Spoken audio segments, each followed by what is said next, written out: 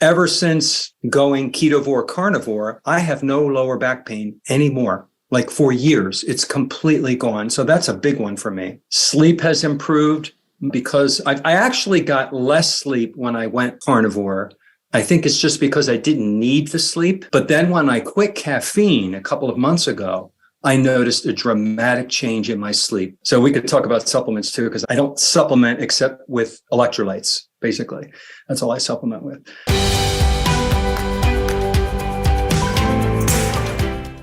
All right, folks, good morning, everybody. Happy Friday, finally. It's the end of the week. We've got John with us today. He's going to share his success story with us. John, welcome. Good morning. How you doing today? I'm doing great. How you doing, Dr. Baker? My neck's a little sore. I got crunched up in jiu-jitsu last night, so I'm a little kind of working that out. But other than that, I'm doing pretty good. Where are you located, man? I am in Boca Raton, Florida. Oh, Boca Raton. That's a nice area. Probably hot and humid right now, though. Oh, yeah. Really hot and humid. Yeah, I just got back from Houston, and it was hot. I was in Boca last year. There's a friend of mine that's one of the carnivore community folks, and he's real, I don't know, maybe you've run into him. But anyway, I guess we'll just get started with your background. Tell us a little bit about yourself. Okay. I am a retired middle school teacher. I taught for 34 years. I just retired last year. Let's see, I taught language arts, social studies, video production. I was raised in King of Prussia, Pennsylvania, near Philadelphia, moved to Maryland to teach for a little while. And then I moved to South Florida here in Boca around 2001. And as I started to age and get into my 40s and my 50s, so did the weight come on.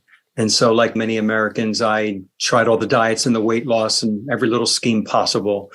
And then I eventually evolved into carnivore, which is where I am now, and had great success. Okay. And so with the weight, and gosh, being overweight has become more the norm than you think about it. Right now in America, over 70% of the population is overweight and obese. Yeah. So it's more likely you're obese than not. So it's so common now. And it obviously used to didn't be that way. When I was a kid, we had the fat kid. Now it's freaking 2 out of 3 kids are fat or something like that. It's kind of ridiculous. Yeah. So in addition to gaining too much weight, were there any other things going on? Any inflammation, mood? I made a list because I have a YouTube channel that I started when I retired because I've had so much success that I wanted to share with people so they could possibly experience the great benefits as well. So first of all, I lost about 35, 40 pounds pretty much immediately. I went keto first and knew nothing and started eating just keto foods, everything, vegetable, fruit, plant, and carnivore, even seed oils. I didn't know anything about not eating those. And then as I watched a lot of YouTube videos, doctors like yourself, other people on the internet, I started learning and growing what else I needed to stay away from. So I made sure I cut out all the seed oils. I made sure that I was eating as low carb as possible, but I still had a lot of vegetables. And I, of course, cut out a lot of the fruits because of the carbohydrates and the sugars. Then I was doing very heavy keto, a lot of oxalate, a lot of dark chocolate, a lot of spinach, a lot of rhubarb, you name a high oxalate food. And I was eating it because it was low carb. And maybe it built up or whatever, but I had a horrible kidney stone adventure in the hospital. And then, of course, I educated myself and just read up on the oxalates and realized I probably did this to myself by overindulging in those kinds of plants.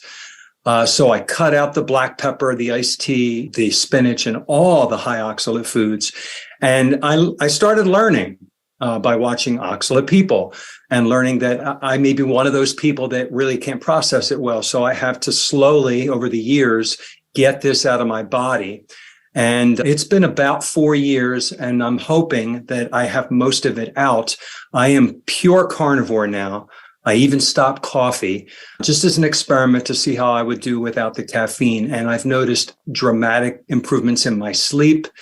And I just feel like I'm running on high test fuel. I feel night and day between keto and carnivore. And of course, between the standard American diet and carnivore. Now, some of the things I've noticed over the 4 years, I had severe lower back pain, and I had an x-ray done, and I think the space between my plates was getting smaller and nothing you can really do about it. And for years, I just suffered. I had a TENS unit. I would walk around school as the teacher with the TENS unit on. I'd turn it up. I had to roll myself around on a chair in the hallway because it was so bad. And this would come and go. Later, I'm finding out it was probably inflammation. Or someone shared with me, it could be that I had such a fatty liver that maybe it was pressing on a nerve ending near my spinal cord. I don't know. But ever since going Ketovore Carnivore, I have no lower back pain anymore. Like for years, it's completely gone. So that's a big one for me. Another one, I gained muscle because I work out regularly, and I noticed I was able to put on muscle a little bit easier on Carnivore. I have atrial fibrillation, which was diagnosed about 7 years ago. I was on 2 particular medicines and with a horde of side effects. And when I went keto and then Ketovore and now Carnivore, I am noticing that I took myself off the medicine slowly, and I don't go into AFib barely ever. Years, maybe once I'll pop into it for 5 minutes and I'm out of it again. And I can sense it. I can tell myself. I can feel my heartbeat very easily. So I think my atrial fibrillation almost improved 100%. I had all my life obsessive compulsive disorder with biting my nails. A lot of people bite their nails. I did it when I was in first grade. I would bite my nails, bite my cuticles. And I noticed as an adult, I literally couldn't stop myself. I just ripped and teared. And I realized, again, through my own education and learning about what OCD is, that this must be or could be a type of OCD. Without even attempting to stop on my own, when I went low carb, eventually into carnivore, I just didn't have the urge to do that anymore. It stopped. That obsessive compulsive disorder just evaporated. Must have something to do with the ketones in my brain. My emotional health, I used to be depressed every once in a while. I have even been on antidepressants, SSRIs. And I'm telling you, having ketones is the exact opposite of being depressed. I am happy and up every single day. Barring a death or something in the family where you have normal emotions of sadness, I am a happy person, and it has been just amazing. Emotional health. My overall skin has improved. I used to have some pimples and acne and blemishes, all gone. Sunburns. Now, I watched a video, I forget who it was, Dr. Ken Berry and some other guy, and it was fascinating. I learned that once you're off of seed oils for a while and you're only consuming healthy saturated fats that come in beef and butter and dairy, it takes a few years, but eventually everything gets replaced in your body, and your body is making skin cells from all of the healthy fats. I don't get a sunburn anymore at all. And I live here in South Florida. It's just freaking amazing. I get tan, but no more burns. And I don't fear the sun, and I don't slather lotion on anymore like everybody else does, because it just feels great. I'll be done with my list in a few minutes, if that's all right. No, keep going. That's wonderful. It's awesome. Let's see. Improved teeth and gums. Okay. I've had enormous amounts of work done on my teeth, and I've had gingivitis, and they could test the pockets, the dentist, by putting metal tools, and they tell you how deep your gums are and say that you're very close to having very severe gum issues. And I've had a lot of crowns and cavities and just a ton of work. Ever since going ultra low carb, I call it ultra low because it's basically carnivore now within the last year. I go to the dentist, they can't even find the tartar or the calculus or the plaque. They're scraping a little bit, and they're just so amazed at how clear and how good my skin is, and my gums and my teeth. So I used to go every 6 months. Now I just go once a year for the hell of it. I don't even need to do that. My gums and teeth are amazing. Sleep has improved because I actually got less sleep when I went carnivore. I think it's just because I didn't need the sleep. I'm sleeping less. My body may not have required as much rest. But then when I quit caffeine a couple of months ago, I noticed a dramatic change in my sleep, obviously because of the adenosine receptors and all that stuff. I read up about that. I could give you all my blood work if you want, because I just got back from the doctor. I just had my blood labs, and we can go there if you want to go there. So just lots of improvements that I want to rave about. I want to tell other people so they can plant the seed. And if they want to make some changes, they can start, because that's how I started. I listened to people like, oh, interesting. And it planted a seed in my head, and I made some changes. I don't eat anything out of plastic. I cook in my cast iron skillet, getting a reverse osmosis water filter for under my sink. I'm trying to, in every little category, improve my health, and I feel it. I feel better off of the toxins and the pollutants and the trash and the carbs and the seed oils. That's quite a list. And so, first of all, I wanted, because you said I transitioned to a more strict carnivore, and I continue to get improvements. And because a lot of people are critical, saying you don't need to do that. You could eat it. You could eat healthy vegetables and fruits and a little bit of clean, natural food, which you were clearly doing. I assume you weren't eating Rice Krispies and Snickers bars, which many people do, unfortunately. And yet you were still not quite to the degree of health you wanted to and notice continued benefits. So I think that points out that, because I always get people saying, well, you don't need to do carnivore, you can do this, and nothing wrong with eating some vegetables. For some people, that seems to be the case. That's for whatever reason, for however long it is. A couple comments. I don't know that the fatty liver would directly impinge upon nerve endings to any significant degree, although it may set you up metabolically, where we have this inflammatory cascade, and we see that with obesity. If you have excess body fat on you, you basically have inflammatory cytokines circulating at higher levels in general. So just losing that 30 pounds is part of that. And then, of course, bringing inflammation down by making the further dietary shifts. Probably, I would suspect that the back pain relief was an inflammatory thing. The AFib thing is interesting. I've seen it before. I've seen other people talk about AFib getting better. And again, that's another, for those who aren't familiar, atrial fibrillation is a electrical disturbance of the heart where it causes the top little chambers, the atriums, to flutter, and then it leads to things like clotting and things like that, because you have abnormal blood flow.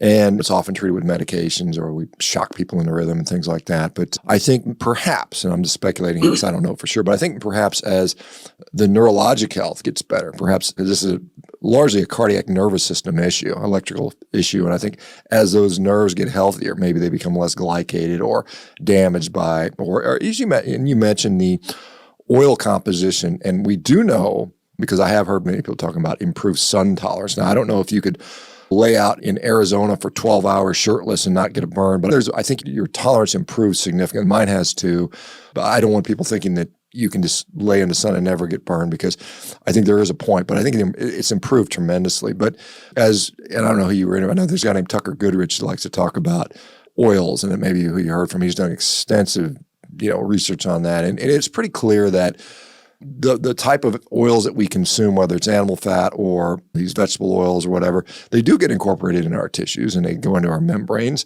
and they change the nature of that, and it changes the characteristics and the properties of those things, and they can take years to resolve themselves. And so it's one of those things where a lot of people, once they go carnivore and remove some of these things, they get better and better up to several years. So that's an exciting part, that you may still continued improvements in health. And like when I went carnivore, I didn't even think I was sick, but I just noticed, wait a minute, my digestion's a lot better. I didn't, because it was so common, I didn't even realize there's an illness. And now you see all these weird things like improved sun tolerance and less itchiness in the skin and less belching and less hiccups. And you're just like, okay, I thought that was normal human existence. And you find out maybe it's not. You said you got a YouTube channel, you want to share this.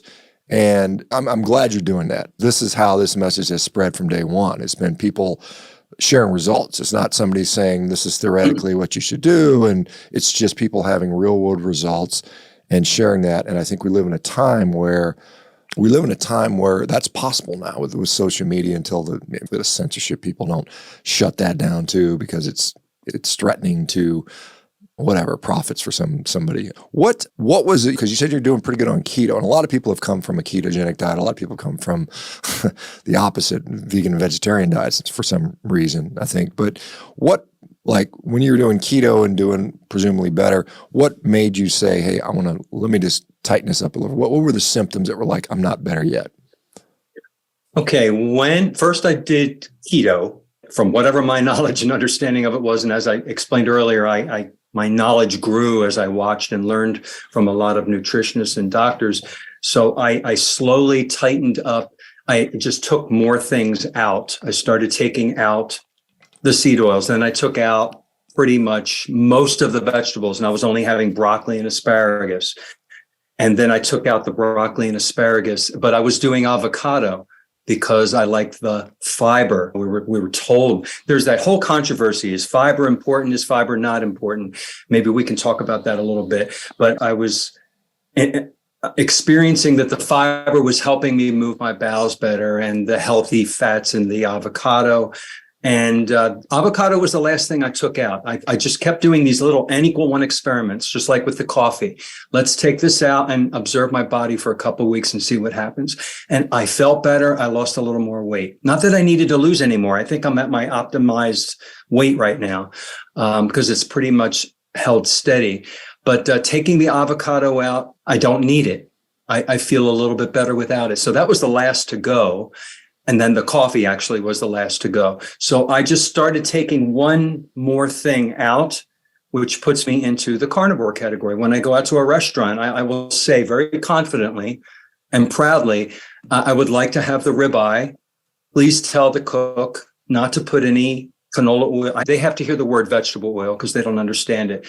Please do not put canola oil, soybean oil, or any margarine on your grill. I want my steak cooked on a dry grill. Don't put any sauces or seasonings or spices on the top. And then they ask me 4 times, are you sure you don't want a vegetable? Don't you want a side? Don't you want some bread? And I look them straight in the eye. Just the meat, please, like you would do on your own grill at home. And I don't eat out that much anymore, but they'll bring out the big old piece of meat the way I want it. Usually I have my own Redmond real salt that I bring because I love it. Sometimes I'll even bring ghee in a little container because I like to add a little extra butter. So I just eat meat now. Sometimes, like just now, I had my lunch before I went on here early today. I had some ground beef and 4 pastured eggs, 2 extra pastured egg yolks, Redmond salt, a little bit of, I love salmon, wild sockeye salmon like you have up there in Washington. So I buy some wild sockeye salmon, I have a little tiny portion of that, up my omega-3s. And I say after I finish every single meal, I'm so full and so satisfied. And all I did was take out a couple of little things from keto to ketovore to carnivore. So now I'm just carnivore just by progressing into it. And everything runs better. I sleep better. I feel better. I think I look better. My attitude is better. Emotional health is even just another step better than keto and ketovore. So that's my answer for that. If you don't mind, how old are you these days? I'm 58. 58. Okay. So you're just, I'm 56, so we're similar in age. And you clearly, you're feeling good with this. How would you, let's go back, I don't know, standard American, whenever you were on your standard diet, how much different do you feel? A lot of people say they feel younger or there's some other benefits. Can you 1 out of 10, how you felt then versus now, or is there some sort of a comparison? Absolutely. 1 out of 10 on the standard American diet before I started any of this, I would say I felt like maybe a 5 or a 6 if I was healthy, but I got a lot of colds. I got a lot of lower back pain problems. I would just have aches and pains and thinking I caught it from the students. Just all my life, like everybody else, almost in a fog, mental fog. My mental clarity was always almost AD. I don't think I had AD, but I had all my life, I struggled to concentrate when I had to study for a test or pass something to continue my teaching certificate, just an enormous amount of effort to concentrate. And that was just regular for me. When I stopped the massive amount of carbohydrates and sugars and seed oils, I noticed an improvement because I had to recertify for my last teaching certificate. And that was the biggest aha moment. I'm like, this is amazing. I am reading through all of this information, taking all of these quizzes and tests and writing my paper to get my recertification like that. Like I was breathing. It was so easy. And I would say that's the biggest aha moment is I had that focus because of the ketones and the lack of inflammation. I don't know. In other categories, it would be, I feel like Superman today. I feel 28 years old. I don't feel 58. I feel like I did when I was in high school, when I had no issues or problems. Everything. I can jump up and down and do things around the house. I do a lot of maintenance around my house. I'm having a blast feeling young again. And that's the difference between the standard American diet, in my opinion, and the carnivore diet. And of course, if you do keto and ketovore, it's just amazing. And when I talk to people, they're coming from the other end. And for me to just say, you've got to go carnivore, it's too harsh for them. So they will ask questions and I just listen. And I try to remember what it was like back then when I was like that. And I would give them, if they ask, I'll say, lower your carbs, just count the carbs and go low. Like you start with one thing. That's how I started. You start with one thing. And then if they want to ask a little bit more, I would say, read the ingredients.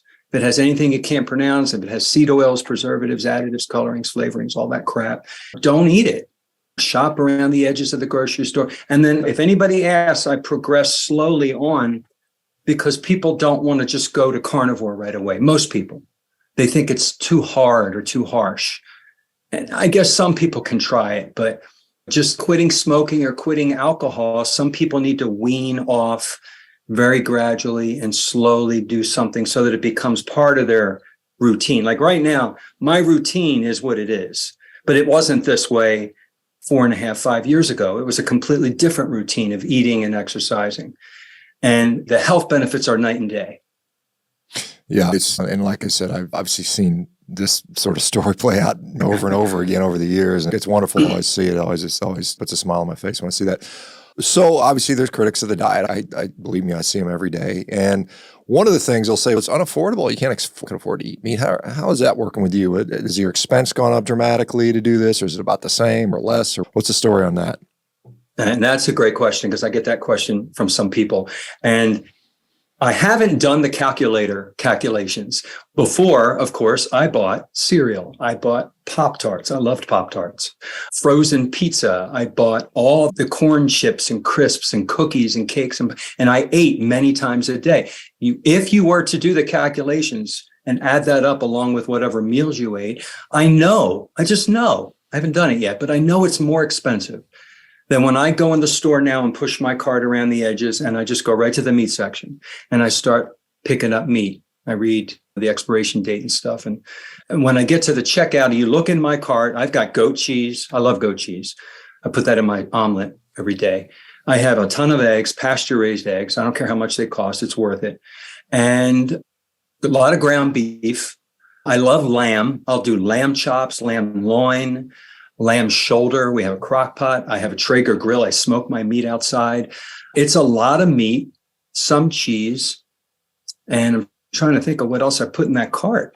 And if I were to add that up, that bill's going to be steep, but then I'm not going to the store again for another 2 weeks or a week and a half. And I'm not buying snacks and I'm not going back for short trips to get more snacks at a convenience store or whatever. I don't drink soda. I don't drink fruit juice. I used to do all that. So I honestly think it's more affordable to eat in a healthy way than to eat in the standard American diet way. Some of the items may be a little more expensive, but they satiate you. You don't want to have a snack. I'm not going to eat until dinner tonight. And sometimes when dinner rolls around, I'm still not hungry. Sometimes I don't eat. I make myself eat 2 meals a day though. That is a very important concept of the satiation, because a lot of people, why they struggle with so many diets is because they're just hungry and you're restricting and you just feel like you're just missing out. And I think that's one reason why so many people a lot of people have success with this is due to the satiety factor. So, well, let me go back, because you said you were a school teacher. You noticed when you were recertifying, when you changed your diet, you noticed incredible increases in clarity and concentration. And I don't know what grades you were teaching, but I can imagine you just look back retrospectively and say, I've had all these kids, probably half of them didn't pay attention half the time, or they were distracted, or do you think the diet was impacting our children's ability to think and perform cognitively and succeed academically? Is that something that you've ever given thought to? I absolutely have. Last year, it was not this last June, the June before is when I retired. And I was just starting strict carnivore at that point, but I was doing keto for 2 years before that. And I would go through the cafeteria. They serve the kids a free breakfast when they get off the bus. And it's disgusting. All right. It's a fried stick of French toast. And it's, what do you call them? The potatoes that are fried. It's all fried. It's all breaded. It's all carbohydrates. And then they bring their own candy. Every kid has their bag of candy in their backpack. Every kid, almost every kid. It's a lot of junk, the juice boxes. So absolutely, I see the kids not being able to concentrate, a lot of ADD, a lot of ADHD, which controversially, I don't know if I could talk about that, but is it really, or are they just hopped up on all the sugar and they can't concentrate? It goes through my mind. And I really believe that a lot of these kids, also the obesity, they just look, I don't know if it's because now I'm real conscious of my body and how great I look, but just everybody around me, especially the kids, they're obese. There's a lot of morbid obesity too, and they're waddling around. And then I watch that child sit down and stuff their face with all the carbs and sugar and seed oils. It just breaks my heart. And what can I do? As the middle school, I taught 6th, 7th, and 8th grade. I walk around, they're 12, 13, 14 years old. I walk around and I can't say anything. That's not my place. The cafeteria is serving the food. The parents are stuffing their backpacks with other food. That was probably the hardest thing for me as an educator, because I like to give people messages that help them improve their lives. And I think maybe it came out in some of my teaching a little bit about nutrition, but I had to be careful because then I'd go off topic and the kid would tell the parent would call the school. You shouldn't be talking about this. So it's tricky, but I have absolutely seen it at school, how it affects the kids. They can't concentrate. They are hyper and they're obese.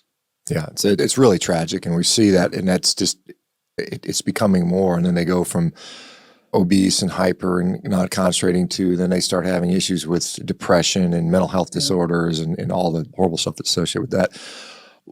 And I don't know what your personal situation is, but family, friends, social surrounding people, have they received you in a positive light? Were they critical of this? What's been your experience with the people around you? Very noticeable. I go to parties, go to events. There's a buffet. I look for the rolled up lunch meat and cheeses if I'm going to have any, or basically I eat before I go so that I'm not hungry. Or I'll have a plate in my hand, but I won't eat it. If they hand out the birthday cake or whatever, I'll even hold the plate while everybody's doing it. But obviously I'm not touching it. A lot of people say, oh, but it's your birthday or it's a special occasion or don't hurt their feelings.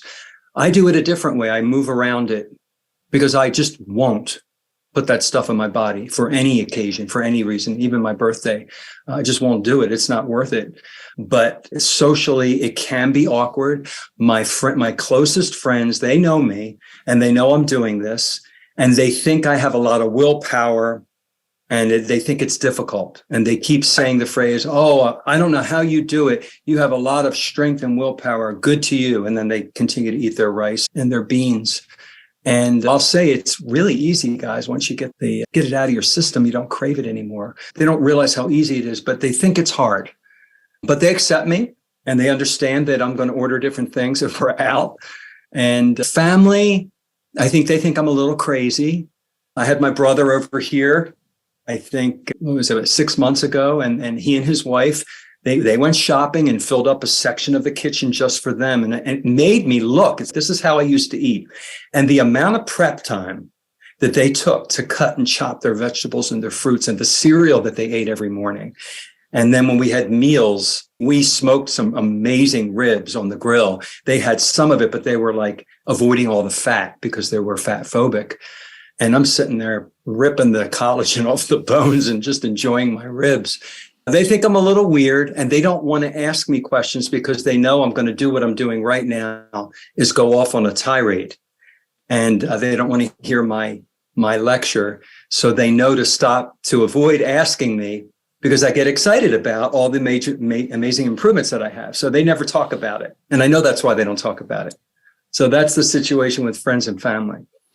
Yeah, and that's the exact same, because people, I can never give up bread. It is surprising that once you take the plunge and you do it for a few months, for many people, it becomes so easy. It's just, I don't want that stuff anymore. And that's, people ask me, don't you get bored of eating the same thing every day? And don't you want to cheat? And I think the concept of giving yourself a treat, if you care about yourself, why would you do something that's clearly going to be harmful to you? Because it's a cheat. And I get it, people do that. But it's just, to me, that's not a treat. That's just, don't you miss damaging yourself? Not really, not that much. So it's an interesting concept. And I say, do I get a cheat meal? I eat a cheat meal every day. I have ribeye steaks most days. And it's just like, to me, that's delicious. That's a real treat. And I look forward. I've got that just reminds me, I didn't put mine in this morning. After this meeting, I got to run down and throw some in to get them thawed out. Usually I have them cooking right now and I'm like thinking about it, but I've got 2 hours before I get to eat them. What about, you mentioned you had some lab work. Now let's go into that because I think, I don't know what your labs show, but what have you noticed? What trends have you seen? How has it changed between, I don't know how long you kept them standard versus keto versus carnivores. Any significant things stand out to you? Okay. Yeah. I've had the same doctor for not the whole time I've been here in South Florida, but about 15 years of the years. So I have a nice set of labs that I can compare standard American diet. And then when I started keto and then till today. So over time, I've noticed my HDL has gone up. I have a nice high HDL around 70, 75, 79. I asked my doctor the last 4 years because I knew what it was, the hemoglobin A1C. I wanted to know how my body was handling the sugar glycation. I started that test 4 years ago. And interestingly, it started out at 4.8 when I went keto. Mm-hmm. I don't know what it was before because I never got it tested, but I just got my labs back and it's going up a little bit. And I found out it's because maybe my red blood cells are living longer or my hemoglobin's not dying as fast. So that 3-month measurement period, it's not showing the glycation. So I'm not worried about that because I'm still like 5.2, 5.1. Yeah, let me just interject in there because it could be the case. And you can get a reticulocyte count and see. And if you got a lot of reticulocytes, that means you're turning over cells more quickly. And if you got a very few reticulocytes, then perhaps you're living longer. And I think one way you could get that lab, it may help you with that. There's a fructosamine, there's a lot of people will wear a CGM or get a finger stick and they'll say that, hey, my numbers are way lower than what my hemoglobin A1C shows. That should be an indicator that there's a sort of a discordance there and it could be red cell life, I think. And you're right, 5.2 versus 4.8. Is it my last hemoglobin A1C was 5.2. I'm totally fine with that. I'm like, I'm not worried about that. Whether it's 5.2 or 5.3 or 4.9, 4.8, to me, I'm like, that's fine for me. But anyway, so hemoglobin A1C, what else were you looking at? What was your HDL? I'm sorry, HDL was 70s. What was it before? Was it lower than that at some point? It was a lot lower. It was in the 40s and 30s. Okay, so it's up in the 70s. So you've doubled it. My triglycerides came all the way down to 45. From what? And they were well over 100, 150, 200. Okay. My weight, of course, dropped. At my heaviest, I was 220 for my 5'10" body frame. 5'11", 5'10", I shrunk an inch in my spine. And now I'm 160, 165 is where my body has landed. And I don't even have to try. I barely get on the scale, but every once in a while I get on and it's the same. The LDL, here we go. Are you ready?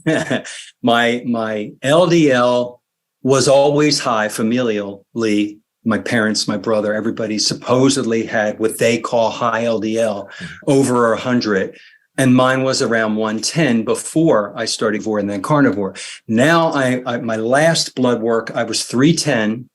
And then the very last blood work I just got back, I was 285 or 290. I forget the number. And I think because I stopped drinking unfiltered coffee, that affected it a little bit. But I'm not worried about that because my other markers are lower. I just got a coronary artery calcium score. I'm waiting for it to come back. I want to see what that number is.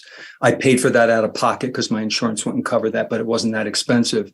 So those are my main numbers. I got the whole list of all the other numbers. All my other numbers, my lymphocytes and all those things, everything is in the range.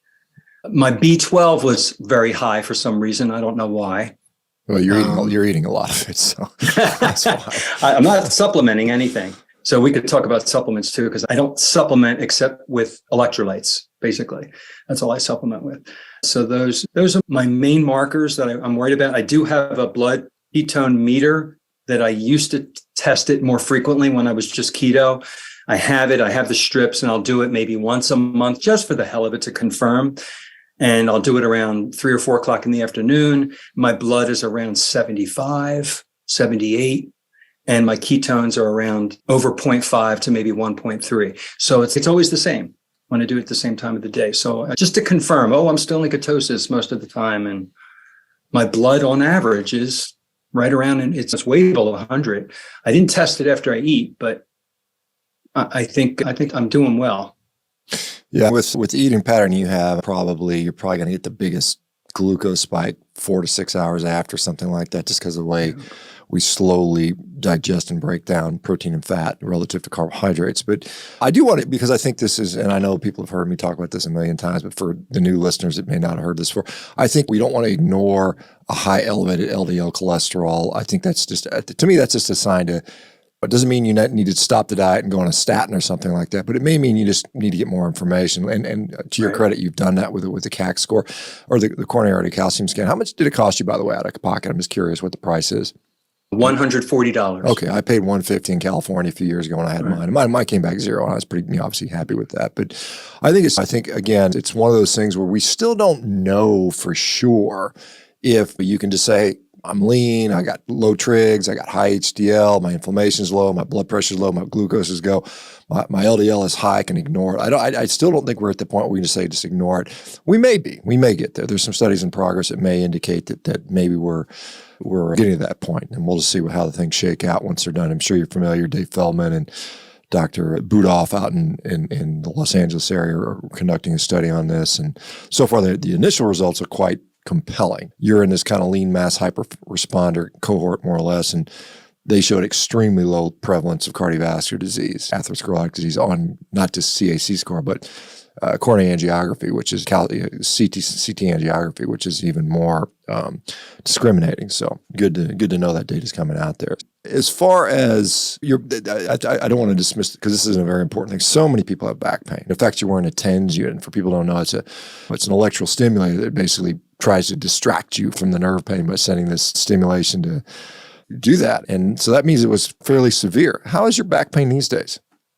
It's scale from 1 to 10. Before I was low carb and I basically lost the visceral fat. I lost the inflammation. Hopefully that's what it was, whatever it was.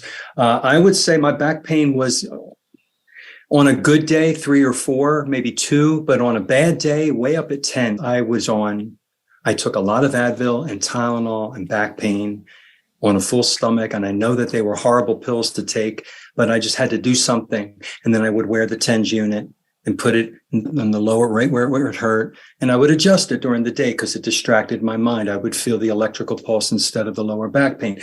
Now it's a 0. It's a 10. Well, let's see what it is. 0 is no pain. 0 is no pain. Now it's a 0. 0 pain. If I'm pressure washing my driveway for 2 hours, I may get a 1 or a 2, and then it goes away by the time the later in the afternoon comes. So it's not completely gone. There's something going on down there in my lower spine. But without this inflammation from the standard American diet, which is what I think it was, it's almost completely gone most of the time. Same thing with my AFib. That and the emotion. I can't brag enough about how many improvements you get just by eating meat and not plants. Yeah, because I didn't want to gloss. We touched on the AFib. You said you've been seeing the same doctor for 15 years or so, and he's clearly seeing the weight loss and the number changes and all that stuff and the health changes. What has his response been? And have you shared with him, hey, I'm doing this all meat or high-fat ketogenic diet? What's been the interacting with your physician? I lucked out with this doctor, Dr. Burke. He's in Delray Beach, Florida. He is amazing. He himself is lean and fit and healthy. He sometimes tries to compete with me. He goes, oh, you beat me in this score or you beat me in that score. We joke around. And he totally supports me. He still says he has to suggest that I go on a statin. I need to suggest that you go on a statin. I know that you wrote here last time, you'll never do it, but I think he has to write it in his notes that he recommended it. And I said, I understand that, but he supports me eating this way because he's seen the improvement from before, the weight loss, the attitude, and just all of the other improvements, except for the LDL. Now, mentioning the LDL and what you had just said, I don't know if it was Dave Feldman or somebody, I saw some kind of chart, a bar graph that if it gets too high, it goes past the point of health. But if it gets too low, it's also past the point of good health. Like these people that take statins and they reduce their LDL super low, that expands their mortality. So there's some kind of little bell curve or something about the high and the low and where the optimal is. They're doing all the research. And so I shared that with my doctor too. And so we have discussions. I'm really lucky to have a great doctor. He supports me. Yeah, that is fortunate because it does help with compliance and success. Is if the doctor's out there telling you need to stop right away, you're going to kill yourself. It definitely, a lot of people will stop because of that. And whether that's good or bad is debatable. But yeah, I think if you look at mortality curves, we see that there's so many studies out there now. But there's clearly a lot of studies that show that with or without statins, there's a spot where mortality seems to be less, and it's higher than what many people like cardiologists would recommend. And when we start getting into, we want our LDL as low as possible, approaching zero, which some of them have that policy. So we want to get that LDL down to 30 or 40 or something ridiculously low, which no humans normally have. The question is, yes, you may avoid heart disease, but it's just almost the same as saying you're not going to go have sore knees if we cut your legs off. Are you throwing the baby out with the bathwater and to do that? And so it's one of those things that doesn't make sense or not, and I'm not sure that it does. Negative. Let's talk about some negatives. Any negatives? Right. Have you had any negatives going keto, carnivore, anything like that? Can you think of any negatives physically or socially or whatever? Yeah. Along the way, there were bowel problems. I had constipation when I went keto. And I just learned I needed to up my fat content. I don't think I was getting enough fat. And then I also heard that if you have more salt, I salt to taste. I love my salt. I know when I have too much, but I also learned that salt draws in the water in your colon and helps you have more of a healthier bowel movement. So I make sure I have a nice amount of salt, but not for that reason, because I like it. And then I take magnesium citrate, which of all the different kinds of magnesiums, that one helps keep me regular. Some people, they would have a problem the other way. They would go too much. But magnesium citrate, I take every day for that reason, but also because of my AFib, I learned that I probably needed more magnesium. So I just do magnesium. Sometimes I'll do a glycinate when I go to bed to relax. So that would be it. And my bowels are stable and healthy now. But that was the issue when I was switched over. It was my bowels. My body just had to get used to it.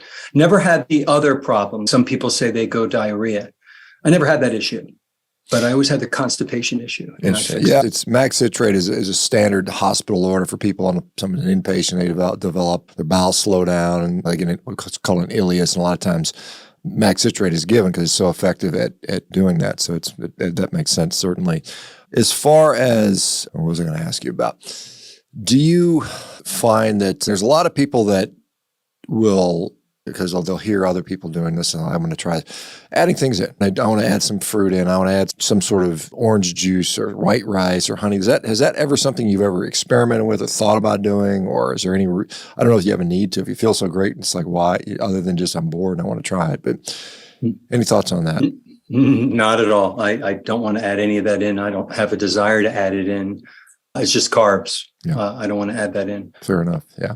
And without the carbs, your brain can't work. You have no energy. You can't exercise. You can't do anything intensely. What has your experience been? I'm on no carbs. I'm on zero. The only carbs I get are the glycogen in the meat, I think, and some lactose in some of my goat cheese. That's it. So if I don't have goat cheese for 3 or 4 days, I'm on no carbs. So how am I functioning? How is my blood sugar able to stay around 75, 85 if I have no carbs? And if people ask me, I'll tell them about the liver and how it makes just the amount of glucose that you need on demand to keep everything balanced. So that's my answer to them. Yeah, it's just my brain turned off 8 years ago. It doesn't work anymore. Some people would agree. Some people would agree with that statement, but it's clearly you don't have to have carbs to function and quite well. And there's this sort of recent thing. If you're chronically depriving yourself on carbs and your body's going to go into this hyper cortisol type state, and again, that actually largely doesn't happen anyway. But this is another criticism for that. I don't know if most people have not tested their cortisol levels. It's a pretty unusual test to do. The ones I've seen on carnivore have generally been, I've had a few people that are super biohackers, and every time I've seen them, it's been pretty normal. It hasn't really been up or down too significantly. And I think that, again, that concern is hypothetical, and real world doesn't seem to support that for sure. What about, now you said you have a YouTube channel. I don't know what other social media you have. What inspired you to do that? How's that going? And share with us the names of those things. Okay.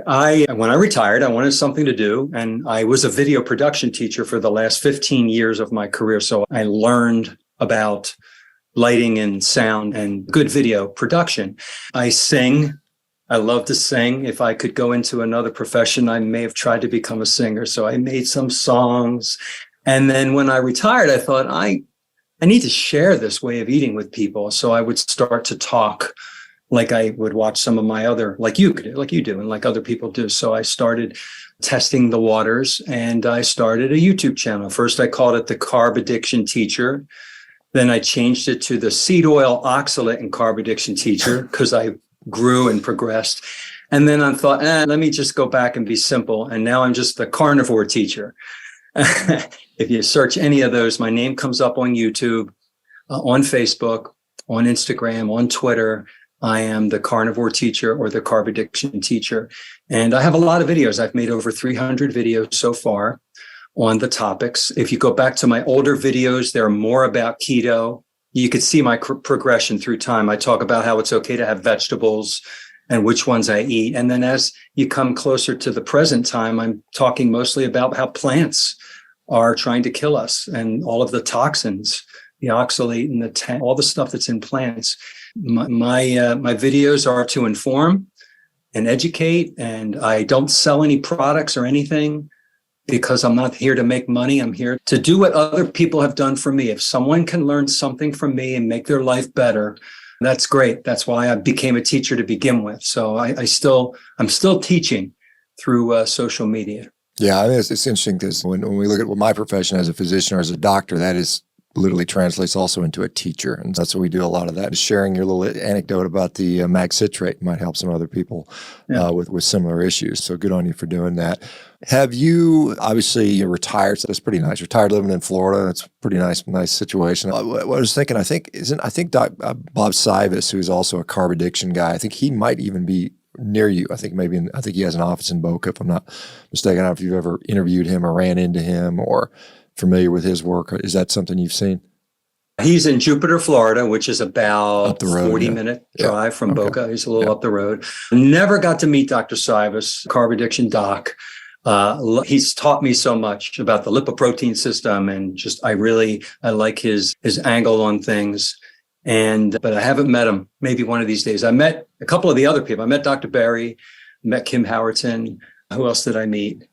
I think I met somebody else from the list. But I know you were here last year, I was like, if I knew where he was, I'd run out and meet Dr. Baker. But I don't know where you were. Next time I get out that way, we'll have to do that. Yeah, I think they have a low carb conference in Boca every year. I'm sure. I've never been. They do.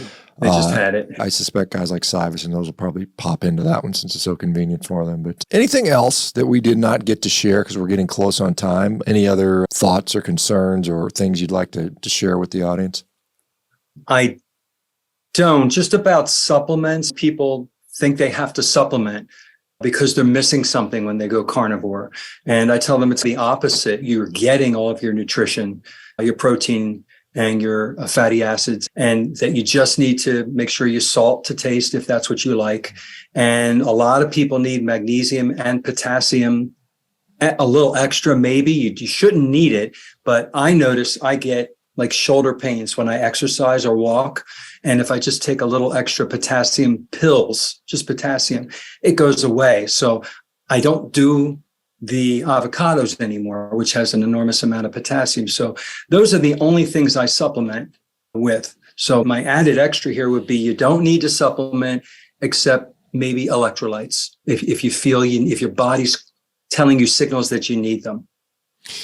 Yeah, that's pretty much my situation. I generally don't take any supplements. I do drink an electrolyte drink just because I'm constantly sweaty. I'm in there wrestling with people and so on and so forth. And like I said, I got to go put some steaks on so I can eat. And it's been really nice talking with you, John. Good luck with your continued sharing this message, because I think it's a healthy message and a lot of people need to hear. And your transformation, I'm sure, will inspire hundreds, if not thousands of people to do this, and this continues to grow. And like I said, I think it's got to be sad seeing so many like sick kids and sick adults around you and thinking, this is avoidable, why we're persisting in this. So I think you obviously, some people you just want to walk up to them and shake them. Hey man, stop putting you go to their grocery cart and say, you see that? Look, stop eating that garbage. But you can't do that. I guess you can't. I guess you might make a funny TikTok video out of it, but you'd probably get arrested in the end. All right, guys. Thanks everybody. We'll be back at 1 p.m. today. We have another interview, yet another success story. These keep coming, and I think they'll keep coming for years to come because people get healthy on this site. John, thanks. The rest of you guys, thanks everybody. We'll see you. Thank you, later. Dr. Baker. Okay. Bye, everybody. Take care. Bye.